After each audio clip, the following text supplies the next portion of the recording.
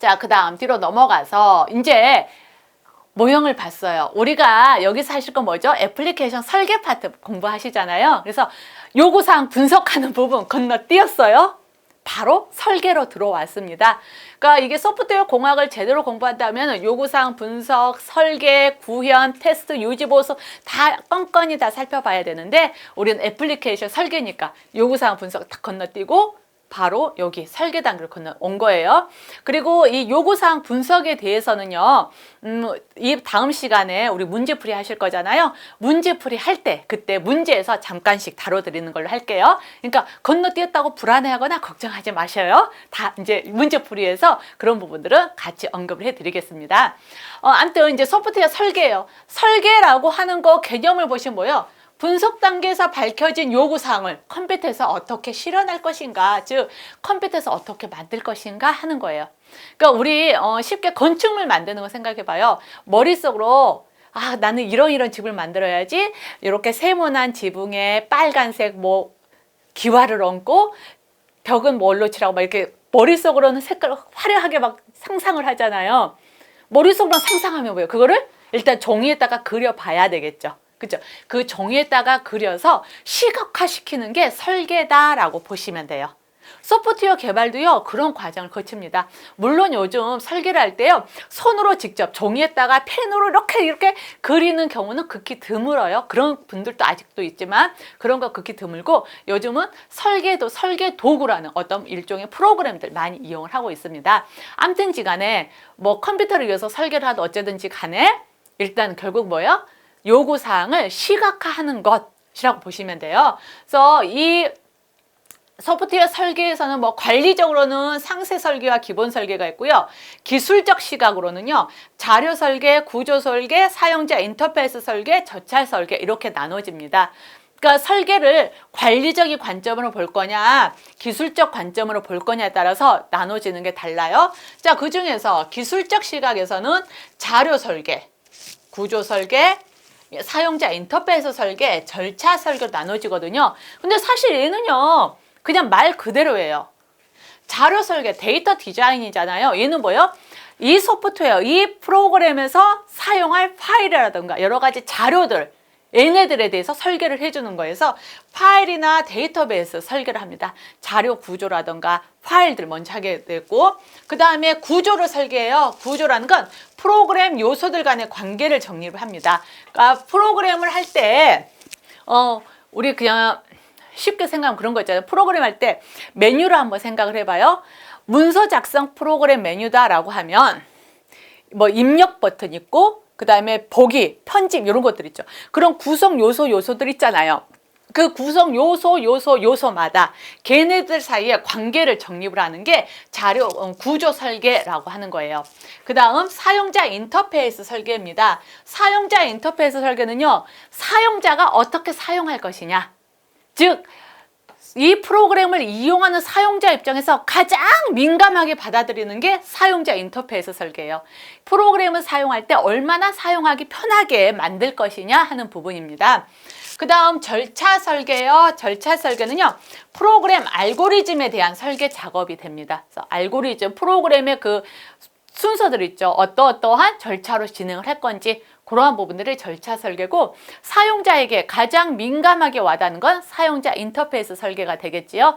그래서 이렇게 간단하게 보시면 되겠고, 굳이 이 부분 기억하신다면 기술적 시각의 종류들, 이런 종류들이 있다라고 보시면 되겠네요.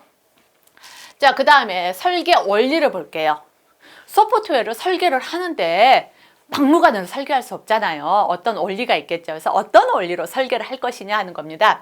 설계 원리에는요, 단순성, 효율성, 구조화, 추상화, 모듈화, 정보 은닉 있습니다. 설계 원리에 딱 이렇게 있죠. 먼저 단순성 볼게요. 설계를 할 때 일단 이거 되게 단순한 거죠. 단순해야 보기 좋잖아요. 쉽잖아요. 그죠? 그래서 일단은 복잡한 문제도 단순하게 만드는 게 중요하거든요. 그래서 일단은 단순화한다. 복잡한 거를 없앤다, 최소화한다라는 거에서 이 단순할수록, 소프트웨어가 단순할수록 유지 보수가 좋습니다. 소프트웨어가 복잡해지면은요, 유지 보수 힘들어져요. 어디서부터 손대야 될지 몰라요. 근데 단순하면은 유지 보수도 하기 쉬워져요. 그 다음에 효율성입니다. 효율성 부분도 중요하죠. 효과적일 것.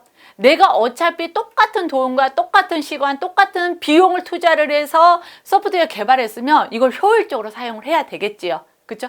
효율적일 것. 그 다음 구조화. 이 구조화는요, 분할 또는 계층화라고도 이야기를 해요. 근데 얘는 뭐냐면 분할과 정복의 원리를 이용을 하는 거거든요. 분할과 정복의 원리? 자, 얘는 뭐냐면 단순성과도 같이 연결이 되는 개념이에요. 단순성과 연결되는 게 또 가라. 자, 구조화 개념입니다. 얘는 뭐냐면 복잡한 큰 문제가 하나 있어요. 이거를 그대로 놓고 보면은 머리 아파. 잘게 쪼개야 되겠죠. 그쵸? 내가요 그런 거 있어요.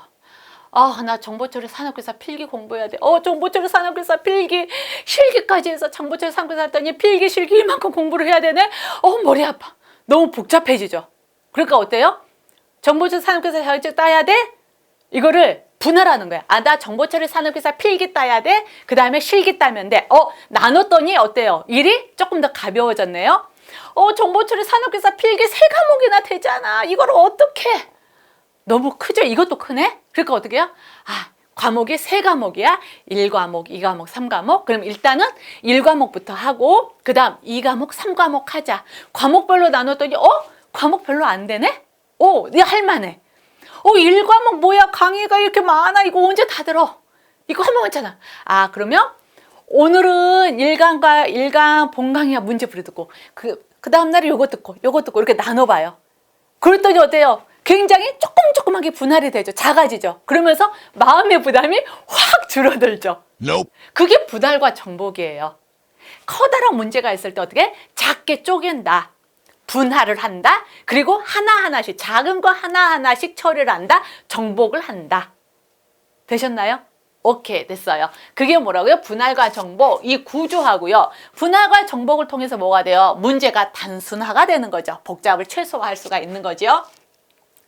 자, 여기 나왔네요. 문제의 영역들을 각각의 기능 모듈 단위로 세분화합니다. 근데 세분화해서 끝나면 돼요? 안 되겠죠. 세분화한 것끼리 연결시켜야 되잖아요. 모듈 간의 관계를 구조적으로 설계를 해줘야 돼요. 그래서 서로 연관되어 있는 부분들은 같은 구성요소, 연관성이 없는 것들은 연관성이 없는 구성요소에 할당을 해야 돼요. 어떤 거냐면 이게 방금 제가 정보처리 산업기사로 예를 들었잖아요. 자, 정보처리 산업기사 공부해야 돼요? 필기, 실기 공부해야 돼요? 자, 내가 필기 공부하다가 필기 공부하는데 갑자기 뜬금없이 실기 알고리즘을 공부해버린다. 연관성이 조금 떨어지죠. 이래서는 안 된다는 거죠. 필기, 실기 같이 공부할 수 있어요. 왜냐? 필기에 있는 게 실기에도 나오거든요. 그럼 필기 공부할 때 실기 요거니까 연관성 있네? 같이 좀 공부해. 이번 한 번 공부로 끝내. 이렇게 할 수는 있다는 거죠. 그러니까 연관성이 있는 것끼리는 연관성 있는 것끼리 묶고 연관성이 없는 것끼리는 연관성이 없는 것끼리 해야 된다. 이게 구조화, 분할과 계층입니다. 그 다음 추상화예요. 이 추상화라는 개념은 이제 계속 나오게 될 거예요. 굉장히 중요한 개념이기도 해요. 자, 추상화는요. 여기에다는 제가 이렇게만 적어놨어요. 자세한 부분에 좌우되지 않게 컴포넌트를 정의한다라고 했어요. 이게 뭐지? 자, 일단 추상화는 여기서 패스. 왜냐하면 뒤에서 조금 더 자세히 말씀드릴게요. 모듈화가 있습니다. 앞에서도 모듈 나왔는데 또 나왔네? 그렇죠? 이 모듈이라는 거는요. 모듈이라는 건 프로그램을 작고 독립적인 단위로 분할하는 걸 이야기를 해요. 프로그램을 작고 독립적인 단위로 분할하는 거. 방금 제가 좀 전에 정보처리 산업기사 예를 들 때 필기, 실기 작은 단위로 나눠져. 그럼 필기 모듈, 실기 모듈이 되는 거예요. 자, 필기에서 1과목, 2과목, 3과목 나눴죠? 1과목 모듈, 2과목 모듈, 3과목 모듈이 되는 거예요. 되셨나요? 오케이. 자, 모듈의 개념 이렇게 됐고요. 그 다음 정보은닉입니다. 이 정보은닉도 중요한 개념이 돼요. 자, 정보은닉은요. 추상화하고도 연결이 되어 있는 개념이기도 해요. 나중에 또 이제 뒤에 가서 이 정보은닉도 또 자세하게 조금 더 볼 거예요. 자, 여기에서 볼게요. 정보은닉 어떤 느낌인가요? 은닉? 은닉하다? 은폐하다라고도 하거든요. 정보은폐, 정보은닉 이러거든요. 어떤 느낌이에요? 뭔가 숨기는 거 이런 느낌 드시나요? 맞아요. 정보은닉은 정보를 숨기는 거예요. 그래서 정보은닉 볼까? 모듈 내부의 세부 사항을 은폐시키는 겁니다. 다른 모듈과 접속에 필요한 정보만 노출시켜요. 그래서 모듈 간의 접속을 가능한 한 단순하자라는 거예요. 그러니까 모듈과 모듈 사이를 연관성 있는 것끼리는 또 연관성 있게 연결을 시켜줘야 되잖아요. 그렇죠? 그때 내 모듈 자체에 있는 내부적인 내용들을 다 까발릴 필요는 없다라는 거예요. 다 까발릴 필요는 없고 그냥 어느 정도 숨겨놓고 꼭 필요한 부분만 노출시켜서 다른 모듈과 연결을 시키자라는 거예요. 이거 우리 사람 사는 거와 똑같지 않나요? 우리 사람도 그러잖아요. 사람 한 명 개인도 그러잖아요. 제가 여기서 강의를 하고 있어요. 그래서 강의하기에 필요한 부분, 이런 부분은 저도 노출을 하죠. 근데 강의에 필요하지 않는 부분들은 노출을 안 하잖아요. 그렇죠? 그게 뭐야? 정보 은닉, 정보 은폐가 되는 거예요. 나쁜 거예요? 아니요. 이거는 당연히 해야 될 거고, 이 정보 은폐, 정보 은닉이 잘 될수록 소프트웨어는 굉장히 좋은 소프트웨어가 되는 겁니다. 정보 은닉이 나쁜 거 아니에요. 아시겠죠? 그러니까 꼭 알아야 될 것만, 이 정보 은폐는 뭐냐면 꼭 알아야 될 정보만 전달을 하겠다. 알지 않아도 될 거는 숨기겠다라는 거예요. 그래서 모듈 간의 연결을 좀 더 단순화시킨다라는 개념이 됩니다. 뒤로 넘어가서 볼게요. 추상화 나왔지요? 자, 추상화 이 개념은요, 굉장히 중요한 개념이 됩니다. 중요한 개념이 돼요. 갑자기 제가 생각이 안 나는데 뒷장 없네. 자, 뒤에서 해놨나 봐. 다른 강의에서. 자, 추상화 볼게요. 복잡한 문제나 단순하면서도 규모가 큰 문제를 해결하기 위해서 필요 없는 세부 사항을 배제하고 문제를 쉽게 이해할 수 있도록 전체적이고 포괄적인 개념으로 단순화시키는 것이 추상화 개념이 됩니다. 에? 필요 없는 세부 사항 배제하고 필요 없는 세부 사항 숨기는 거. 아까 정보 은닉 그랬나? 그랬나요? 이거 추상화고. 이 추상화는 뭐냐면 정보 은닉이라는 건 일단 추상화하면서 추상하는 과정에서 나타나는 거다라고 보시면 돼요. 우리 이렇게 한번 생각해 볼게요. 어떤 게 있냐면 제가 이렇게 한번 볼까요? 자동차 있어요? 비행기 있어요. 자동차, 비행기 있어요. 그 다음 또 뭐 있지? 배도 있어요. 자동차 있고요. 비행기 있고요. 배 있어요. 얘네들의 공통점이 뭐죠? 공통점?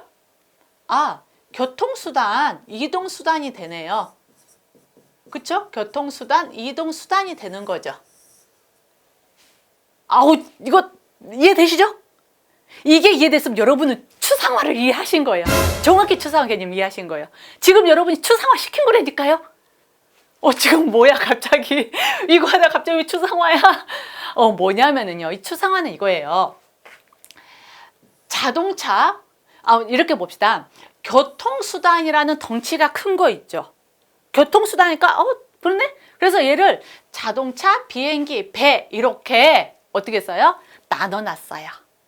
자, 이렇게 나눠놓은 거를 우리가 뭐라고 할 수 있냐면 구체화시켰다라고 이야기를 합니다.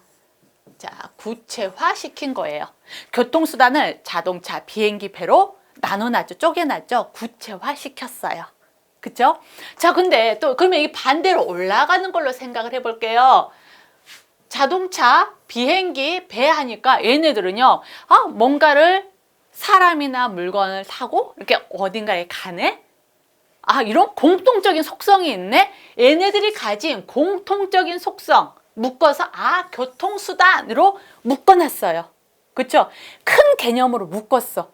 그랬더니 얘네들이 굉장히 단순화되어 버린 거죠. 그래서 이렇게 올라가는 게 바로 추상화 개념이 되는 겁니다. 되셨나요? 그러니까 우리가 자동차, 비행기, 배가 가지고 있는 거 얘네들 각자 뭐 세부상 다 다르잖아요. 자동차는 바퀴가 4개다, 비행기는 하늘을 난다, 배는 물 위에 떠간다. 이런 세부사항은 다 다르잖아요. 근데 사실 이런 세부사항들 우리가 교통수단으로 추상하는데 필요 없는 거죠. 그런 세부사항들. 그래서 필요 없는 거는 다 배제시켰어. 그 대신에 뭐요? 쉽게 이해할 수 있도록 전체적인 포괄적인 개념으로 얘네들 타고 어딘가에 가는 거네. 포괄적인 개념이죠. 타고 어딘가에 가는 거, 물건을 움직이는 거, 어딘가에 이동하는 교통수단이네. 전체적으로 포괄적인 개념으로 단순화 시켰죠. 추상화. 오케이, 되셨나요? 자, 이 추상화의 개념 어렵지 않으시지요? 자, 추상화 이렇게 됐고요. 뒤에 가면 추상화 또 나올 거예요. 자, 추상화 방법을 볼게요. 일단 제어 추상화, 기능 추상화, 데이터 추상화 세 가지가 있습니다. 제어 추상화는요. 제어하는 것, 즉 흐름 등을 간략화하는 걸 단순화시킨 겁니다. 그 다음 기능 추상화, 과정 추상화라고 했는데 얘는 뭐예요? 그 기능 측면으로 모듈이 수행하는 기능들 측면으로 우리가 추상화시킨 거고요. 데이터 추상화는요. 말 그대로 데이터의 상세 정보를 추상화시킨 거예요. 그래서 이렇게 세 가지가 있다. 제어, 기능, 데이터 세 가지가 있다. 이렇게 보시면 되겠죠.